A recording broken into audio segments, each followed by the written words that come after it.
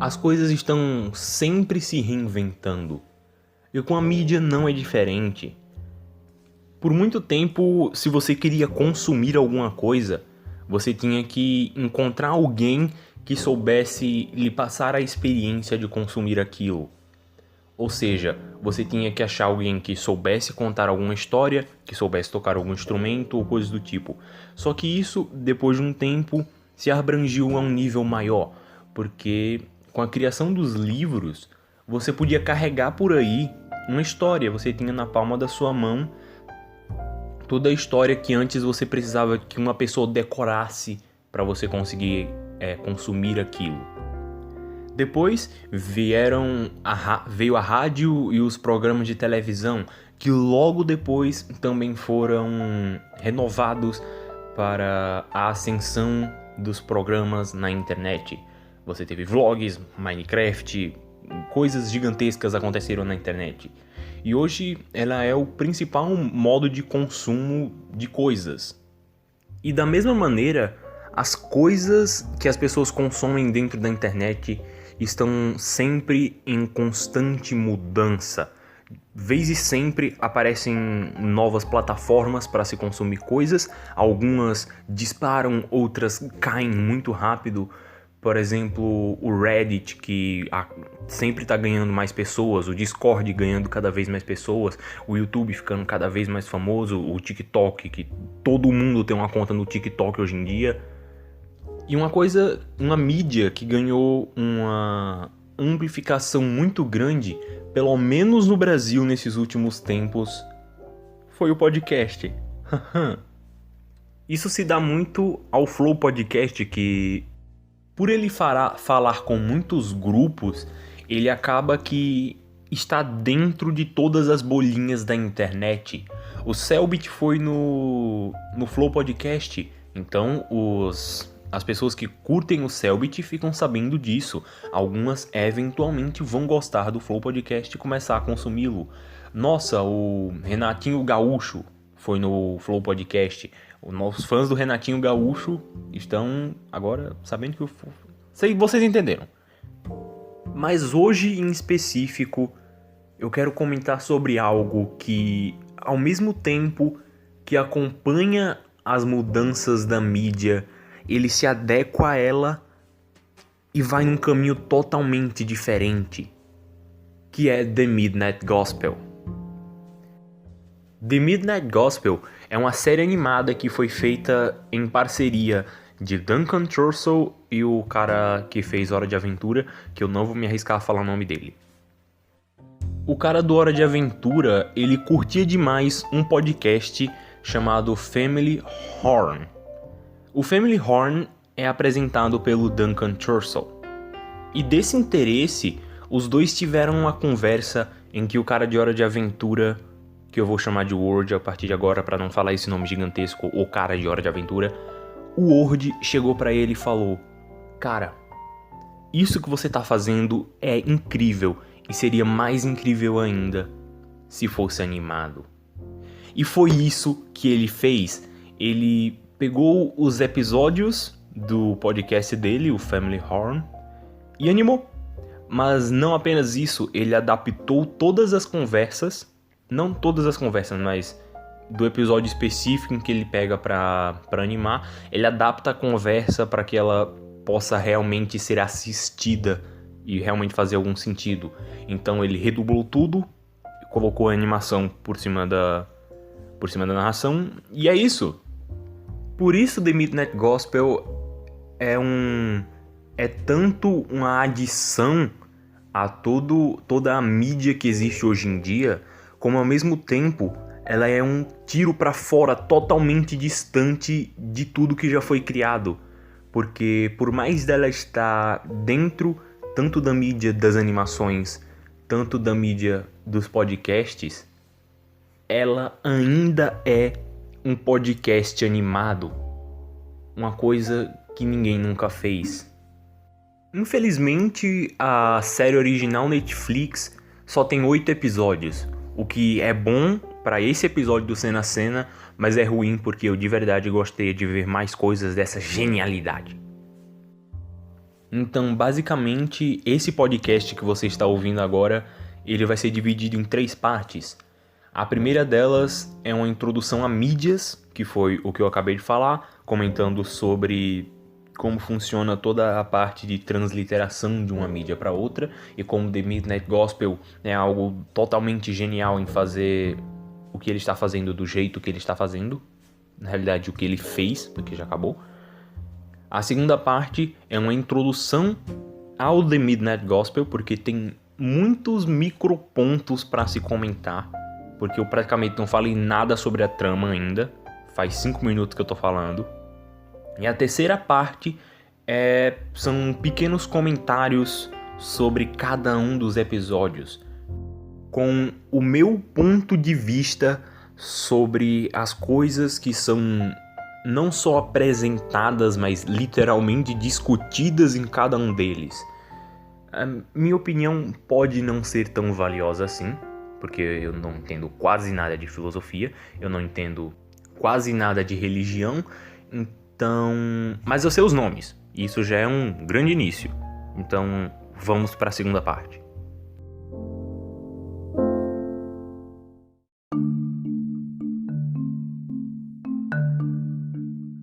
Em The Midnight Gospel nós somos apresentados a muita coisa. A primeira delas é Clancy, os nossos olhos dentro da história. Clancy, na realidade, é o nosso amigo Duncan Trussell, porque ele meio que é, se eu não me engano, dublado pelo Trussell e também é baseado no podcast dele, então o Clancy é como se fosse uma personificação animada dele.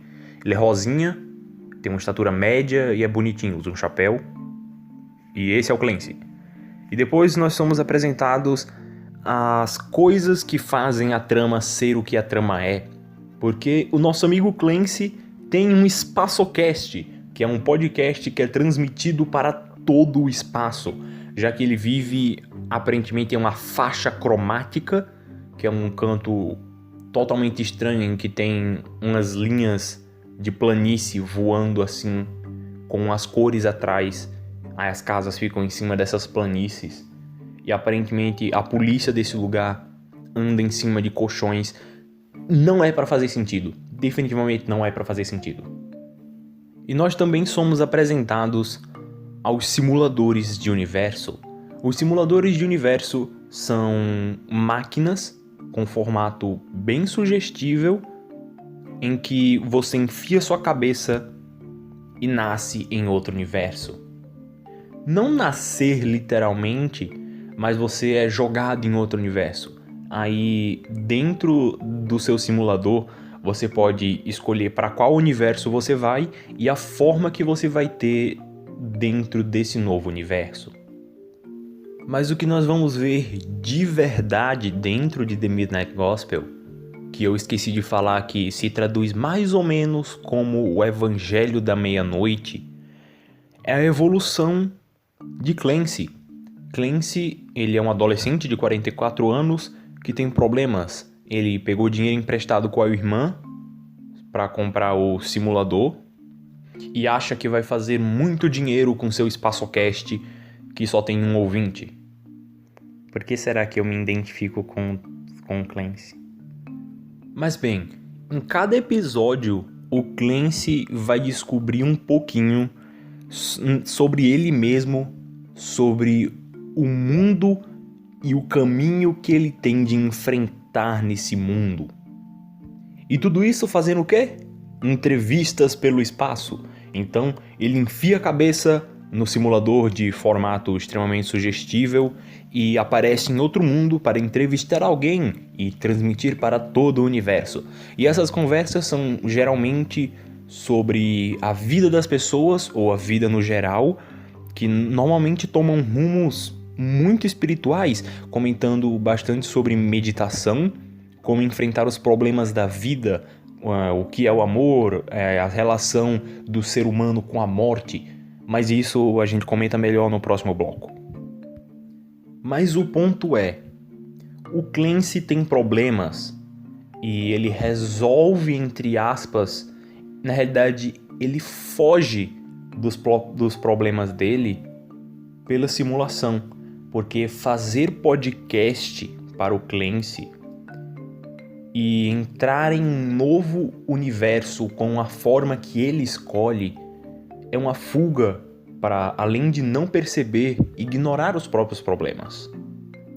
Porque vamos pensar, entrar em um novo universo tem muito sentido de renascer, e a máquina de simulação, como eu falei 3 vezes já, tem um formato muito sugestível. Se você não vê isso, parabéns, sua mente é extremamente limpa, mas ela tem um formato muito sugestível que ajuda a passar toda a ideia de renascimento que a máquina de simulação tem. E ao mesmo tempo que ela tem esse significado de renascimento, ela ajuda na fuga do Clancy dos próprios problemas, que é representado pela imagem. A imagem do Clancy, a forma dele, apresenta problemas para ele, e o melhor jeito de escapar disso é entrar em um novo mundo, esquecer seus problemas e aparecer com uma nova forma que, ao mesmo tempo que não é você. E isso fica muito vago se eu não comento sobre os episódios. Por isso agora vem a parte 3, em que eu dou um pouquinho sobre cada um dos episódios. Então aqui vai ser puro spoiler, meus amigos. Puro spoiler.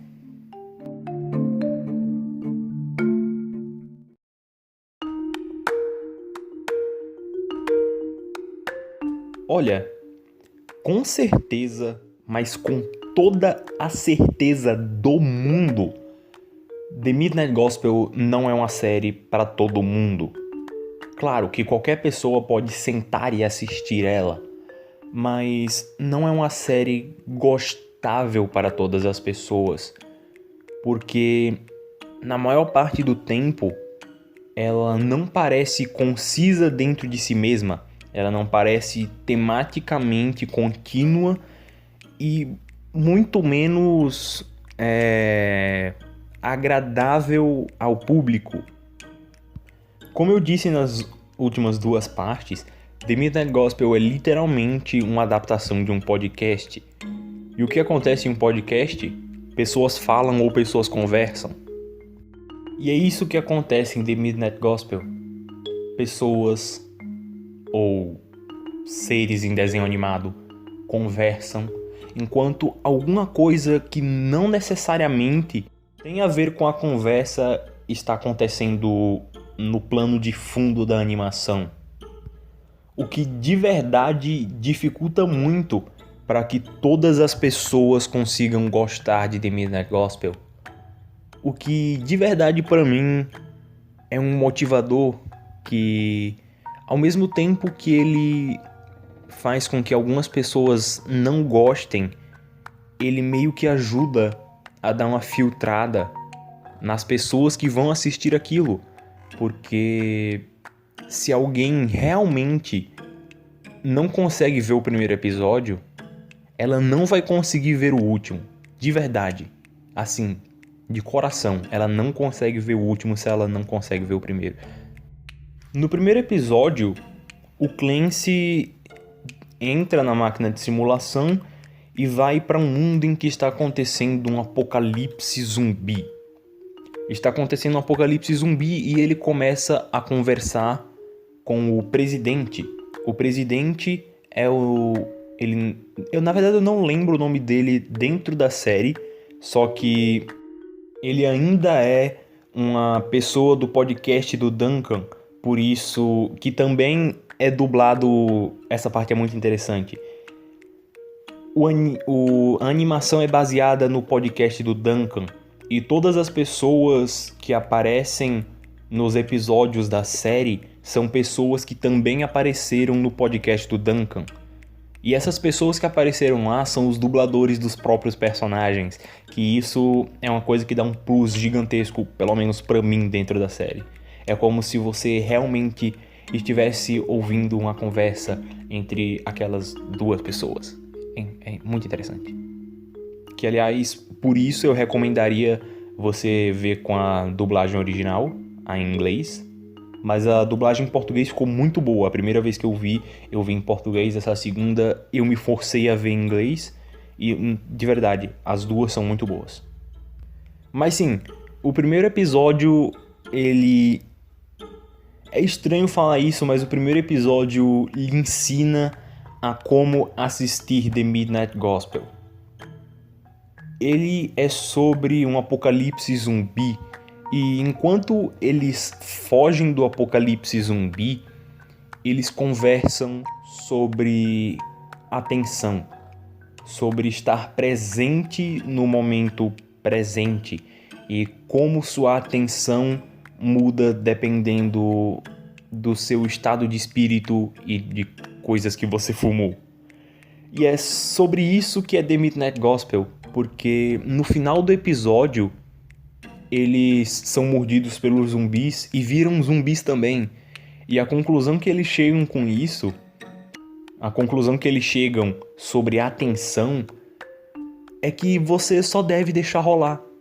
Que é exatamente como você, entre aspas, entre muitas aspas, deve assistir The Midnight Gospel.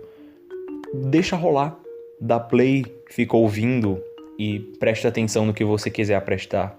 Porque eu realmente vi gente falando que para você realmente ver The Midnight Gospel, você teria de assistir 2 vezes. A primeira vez prestando atenção na imagem e a segunda vez prestando atenção no áudio, não necessariamente nessa ordem.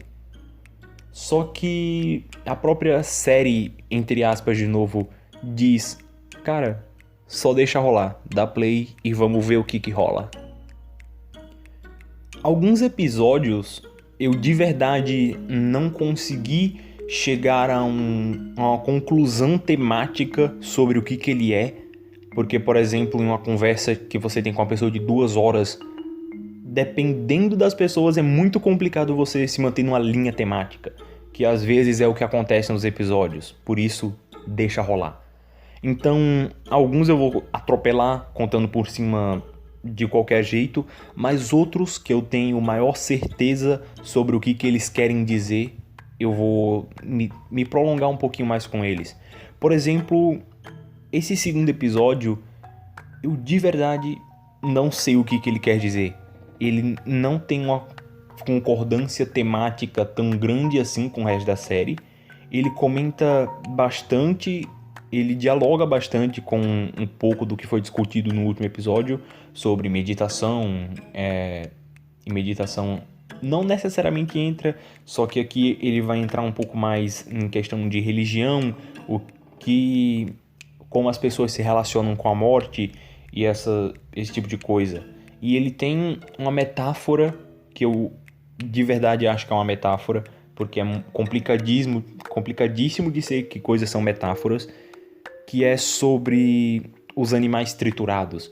Porque os animais triturados são passados nos tubos e depois colocados num pote grandão no formato de um humano, que pode significar aquela ideia que eu não tenho tanta certeza de onde é, só que ela é usada demais em Evangelion, que é literalmente das pessoas derreterem em LCL, que é tornar todas as consciências uma só, porque eles comentam disso no momento em que ela começa a falar de amor, da parte de se completar a partir do amor.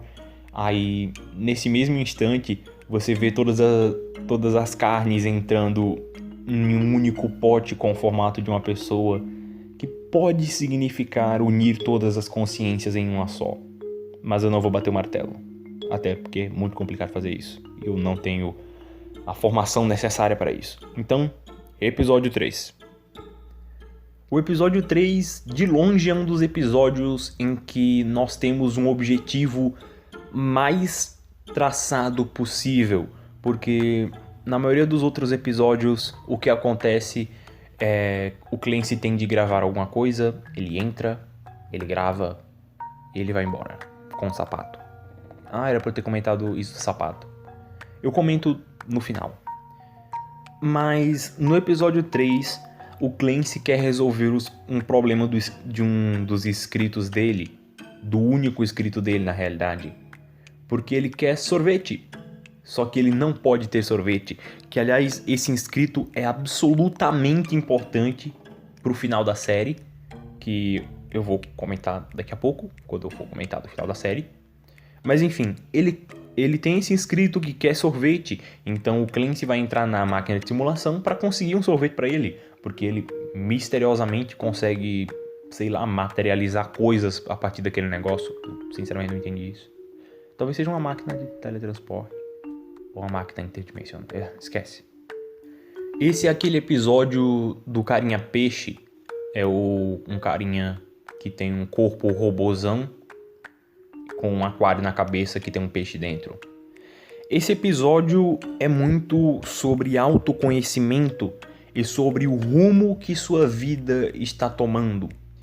Ele tem diversas alegorias sobre enfrentar os próprios problemas e renascer a partir desses próprios problemas. Por exemplo, e ele coloca isso como toda a série coloca como conhecimentos orientais, tipo meditação. Porque ele tem pedrinhas caminhando para dentro de uma cabeça de um homem gigantesco. Essas pedrinhas entram lá dentro e renascem com uma forma nova.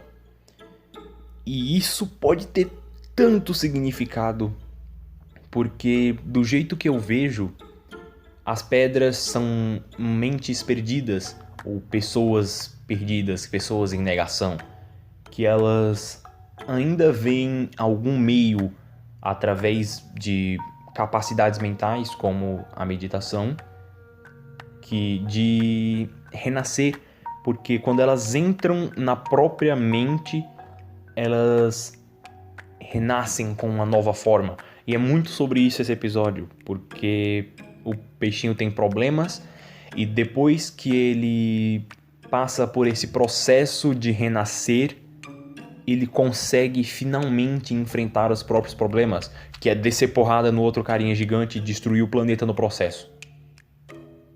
Mas ele enfrentou os próprios problemas. O episódio 4 é extremamente interessante. Nele nós encontramos com aquela flor, a flor que absorve sangue e cura as pessoas. E esse episódio é muito sobre dores de perda e como encarar as dores da perda, porque aquela mulher perdeu alguém e muitas das conversas que ele tem ao longo da literal jornada deles é sobre perdas. Perdas e como você encara as pessoas ou as coisas que você eventualmente vai perder durante a vida. E tem uma coisa que é muito interessante em mais ou menos todos os episódios que eu entendi, que é, se ele apresenta um problema, ele ainda lhe dá um jeito razoavelmente muito prático de resolver esse problema. Por exemplo, resolver os problemas de dores de perda é sobre auto-perdão e ele sintetiza mais ou menos isso com a flor. Porque a flor, ao absorver toda a dor que ele representa com sangue e os ferimentos, ela possui a capacidade de se transformar em uma espada poderosa que o ajuda a enfrentar seus problemas e enfrentar a dor da perda. Ou qualquer coisa desse tipo.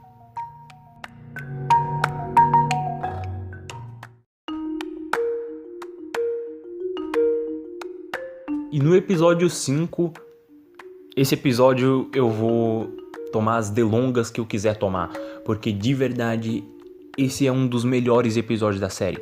Assim, todos os episódios são muito bons, só que o episódio 5 tá na lista dos melhores, porque além de ele apresentar ideias muito boas e dinâmicas muito interessantes pro episódio, ele faz isso de um jeito estupidamente bem feito. E isso já começa desde a chegada do Clancy para onde ele tá indo. Porque o comum disso é: aquele mundo tem um problema, o Clancy entra nele, começa a conversar com alguém desse mundo e ao decorrer da conversa, o problema que o mundo tem vai se desenrolando. Só que aqui é o contrário. No mundo que o Clancy entra, tá tudo ok. Está tudo razoavelmente funcionando. E o que faz com que as coisas saiam do controle é a própria chegada do Clancy. E isso junto de toda a apresentação meio religiosa e mítica do elemento dos deuses egípcios, da morte, julgamento e ressurreição, que isso eu vou tomar um pouquinho de tempo para explicar. Os egípcios acreditavam que após a morte de um indivíduo, ele seria julgado pelo deus Anubis. Anubis colocaria o coração da pessoa junto à pena da verdade. E se o coração fosse mais pesado que a pena da verdade, a pessoa, se eu não me engano, seria devorada por demônios? Eu de verdade não lembro dessa parte da historinha, mas se eu não me engano é isso. Se o coração fosse mais pesado, ele seria devorado. Mas se ele fosse mais leve, ele poderia escolher pela ressurreição ou ascender aos céus, que de verdade eu não sei o que isso significa. Que é literalmente toda a dinâmica do episódio, porque durante o episódio inteiro nós vemos o nosso amigo não o Clancy não, o carinha preso, eu esqueci o nome dele. Ele passa o episódio inteiro morrendo. E todas as vezes que ele morre, ele é julgado. O coração dele é arrancado do peito e colocado na balança junto à pena do carinha que o Clancy fica conversando. Mas todas as vezes em que ele morre e ele renasce um pouco mais esperto, com uns macetes mais interessantes, porque depois que ele sabe, porque depois acontece com a chegada do Clancy, ele faz um buraco eu não expliquei nada na verdade. E isso é uma cadeia, só que uma cadeia meio que pra alma das pessoas. Aí o Clancy chega quebrando o teto de tudo e começa a conversar com um passarinho que fica preso por um cordão às pessoas. Aí com o buraco que o Clancy fez, todos os detentos começam a fugir. E a gente vai acompanhar a partir do ponto de vista desse certo detento que nem a língua tem. Por isso que não dá pra conversar com ele. E ele, sendo um detento, ele vai começar a tentar fugir. E todas as vezes que ele tenta fugir, ele morre. E a cada vez que ele morre, ele meio que já sabe o que vai acontecer, o que os outros prisioneiros vão fazer e como eles vão fazer. Por isso ele meio que vai decorando os padrões e vai pegando os macetes de como fazer as coisas. Ele tenta fazer as coisas sozinho e dá errado. Ele tenta fazer as coisas com os outros, com um na realidade, e dá errado. Ele tenta não fazer nada e ao mesmo tempo dá errado. E o que de verdade ele tem de fazer, o que não, na realidade não é sobre o que ele tem de fazer, mas como ele faz. Porque esse episódio é sobre entender os limites entre o eu e o outro. Entender o limite entre as pessoas. O limite psicológico, o limite emocional, o limite físico. É sobre limites entre as pessoas, mas ao mesmo tempo o que rompe esses limites. Ainda naquele negócio que eu comentei do episódio 2 sobre uma rede de consciências coletivas em que todas as pessoas se tornam um. E é meio que esse é o objetivo do lance da morte egípcia, porque todas as vezes que ele morre, ele entende um pouquinho mais as pessoas. E o que ele faz para conseguir fugir é sair sem machucar ninguém. Ele meio que se torna amigo de todo mundo, que, nossa, isso é muito clichê parando pra pensar agora. Aí ele consegue. Só que, de verdade, o real objetivo nunca foi se aceitar com todo mundo. O objetivo era sobre perdão, auto-perdão e evolução individual para tornar a grande teia de conhecimento, a grande rede universal de mentes, o grande todo melhor. Talvez isso não faça sentido nenhum, talvez isso faça total sentido. Essa brisa é complicada. E agora eu tenho um problema, porque todos os episódios daqui pra frente são estupidamente bons. O episódio 6 é sobre lidar com os próprios problemas.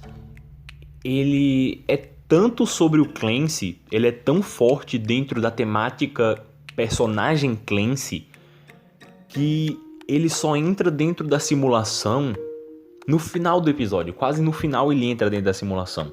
E aqui ele também apresenta muito melhor como funciona a dinâmica da própria máquina de simulação, um negócio de um olho verde lá, e o que as pessoas más fazem com essas máquinas de simulação. E que o Clancy aparentemente tem contrabando dentro da casa dele. E ele, como eu acabei de falar também, é sobre como lidar com sentimentos, porque o Clancy tem muita raiva. O episódio começa com uma ligação da irmã dele, e ele fica full pistola e grita com a irmã dele, e depois ele tem vários outros picos de raiva, em que cada um ele mostra um pouquinho sobre como lidar com a raiva. E na maioria deles é no mais comum, que é externar essa raiva. Então ele grita, ele, sei lá, bate nas coisas. E ele tem outra metáfora que é estupidamente interessante, que é sobre as bolhas na frente do espelho. E é sobre como nós somos como bolhas se olhando no espelho, bolhas de sabão. Porque nós somos absolutamente frágeis, mas como nós nos enxergamos, nós somos só uma imagem do que nós realmente somos. E a tristeza é complicado, é tão complicado que eu não vou nem tentar explicar isso, mas eu vou deixar isso como aberto. Pense, você é uma bolha na frente de um espelho. E depois de apresentar toda essa problemática de raiva, ele entra de novo, só que muito mais forte, na ideia de lhe ensinar como lidar com isso, porque ele vai para um lugar para conversar com o nosso amigo Jansen Louv, que eu anotei aqui o nome de todo mundo, mas eu reparei que eu não estou falando, mas ele foi lá conversar com o nosso amigo Jansen, e o Jansen literalmente lhe ensina como meditar, ou pelo menos um jeito de meditar. Todos os episódios até agora tinham muito intrinsecamente dentro deles a morte. A morte estava totalmente dentro de todos os episódios. No primeiro, você tem os zumbis, que é a representação mais literal de morte que pode existir, e você tem também representações de vida no meio de morte e de morte no meio de vida, como se tinha uma criança nascendo no meio de um apocalipse zumbi. Isso é belo às vezes. No segundo episódio, você tinha vida e morte como natureza, com as coisas nascendo e a natureza sendo o que a natureza é. E também das bichinhas morrendo e virando pasta. No episódio 3, meio que tudo morre. No episódio 4, a mulher perdeu o namorado, parece que ele tá morto. Aí tem muita morte nesse episódio. A mulher literalmente tem a flor da morte. O episódio 5 literalmente gira em torno do personagem morrer. E o episódio 6 tem a morte daquele capitãozinho que fica cortando o bigode. Eu não lembro o nome dele. Agora o episódio 7 vai tratar literalmente sobre a morte e como nós enxergamos a morte. Porque é a primeira coisa que a morte fala pro Clancy. Que aqui o Clancy não tá dentro da máquina de simulação. Ele tá dentro da bolsa dele procurando uma mangueira. Não, ele tá dentro da máquina de simulação sim. ele tá dentro da máquina de simulação, em um planeta que é totalmente liso. Aí ele tira um escorregador gigante e depois vai procurar uma mangueira para fazer a água escorrer. E o que acontece é que ele encontra dentro da bolsa dele, misteriosamente, a morte.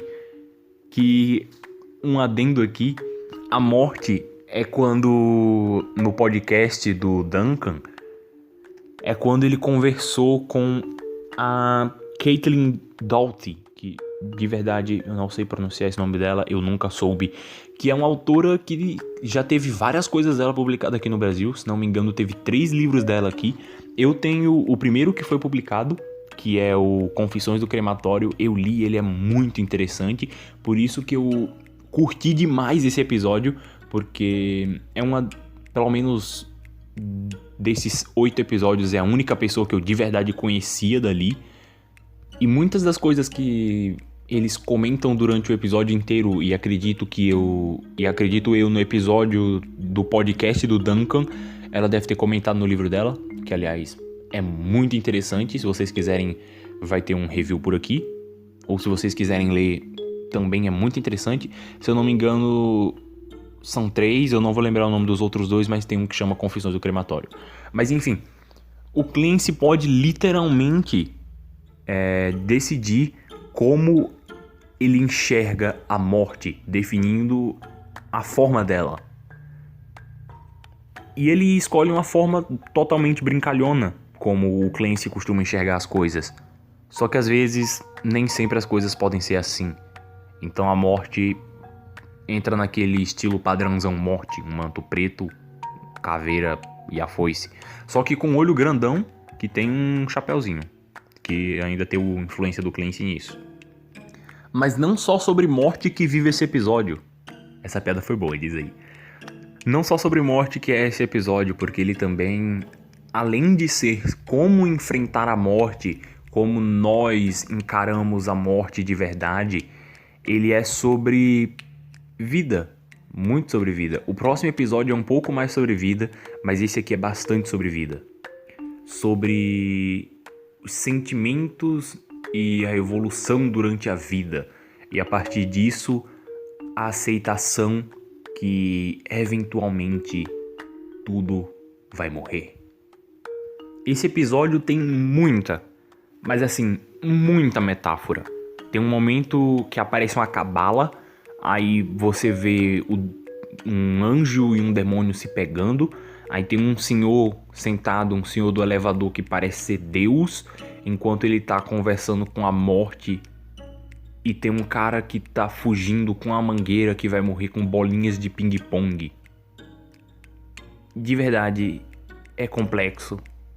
Mas de verdade, ele é sobre realmente aceitar que tudo vai morrer um dia. Até você. O episódio 8 é o mais intrigante da série. Ele tem uns 10 minutos a mais, que daí você já tira que ele parece ter uma importância a mais, que é com a mãe do Duncan. Não é com a mãe do Clancy, que na animação é a mãe do Clancy, só que ela chama o Clancy de Duncan. Que caso você não saiba quem é Duncan, eu venho comentando esse podcast inteiro sobre um cara chamado Duncan Trussell, que tinha um podcast que depois foi transformado em uma animação. Então, esse episódio é muito pessoal do Duncan, porque é uma interação entre ele e a mãe dele. Não só entre ele e a mãe dele. No último episódio a gente viu sobre entender, perceber e aceitar a morte. E nesse nós vamos aprender, entender e aceitar o que é e como é viver. Que ele passa literalmente o episódio inteiro dando mini pontos sobre o que é estar vivo e como é enfrentar os problemas e as adversidades que vão eventualmente acontecer na vida de todo mundo. Coisas tipo ter responsabilidades, relacionamentos interpessoais, como lidar com os próprios problemas. E ele vai discutindo sobre isso durante o episódio inteiro, pontuando sobre eventos muito específicos durante a vida e dando exemplos razoavelmente fofinhos com os ursinhos. E de verdade, eu molhei o ouro. Eu molhei o ouro? Meu Deus, eu molhei o ouro. Eu molhei o olho aí no final, quando eles começam a falar sobre tristeza, problemas, encarar perdas. E que ele diz, não, como é que eu faço para resolver isso? Ela diz, você chora. E ele chora pela, sei lá, terceira vez no episódio. E eu já tava na sétima. Nossa, ali eu tinha chorado 5 vezes ali quando ela morreu. Aí depois eu chorei umas 3 nessa e foi umas 15 mais pra frente. Nossa, esse episódio é pesado. E acaba que é isso. Tudo é sobre... Tudo tem muito sobre lidar com próprios problemas, entender você mesmo, vida, morte, nada é permanente. Após a morte ou durante a vida se tornar um com o universo, amor, compaixão, entender você mesmo, meditação, drogas às vezes. The Midnight Gospel é uma sopa de muitas coisas colocadas de um jeito que pra mim, de verdade, é genial. Uma coisa que eu não comentei, que talvez tenha sido sábio deixar isso pro final, é sobre os sapatos. Porque o Clancy, todas as vezes que ele volta de uma simulação, ele traz um sapato. Porque em cada uma das simulações que ele entra, ele meio que aprende um pouco sobre como viver, que também pode ser interpretado como achar um novo lugar ou um novo modo onde se apoiar. Que você passa, sei lá, não vou dizer isso, mas... Apoio costuma ter a ver com os pés. Que pode ser uma grande metáfora para isso, ou pode não ser nada, já que nada é permanente, essa vida não tem sentido. Eu acho que esse episódio é esse. The Midnight Gospel é uma série incrível, que se você não viu, eu não sei porque você assistiu esse podcast. Se você já viu, por favor, me diga o que você achou. Me diga o que você achou desse podcast. Você gostaria de compartilhar para que mais pessoas pudessem espalhar a palavra de The Midnight Gospel? Mas bem, obrigado por ouvir e até mais.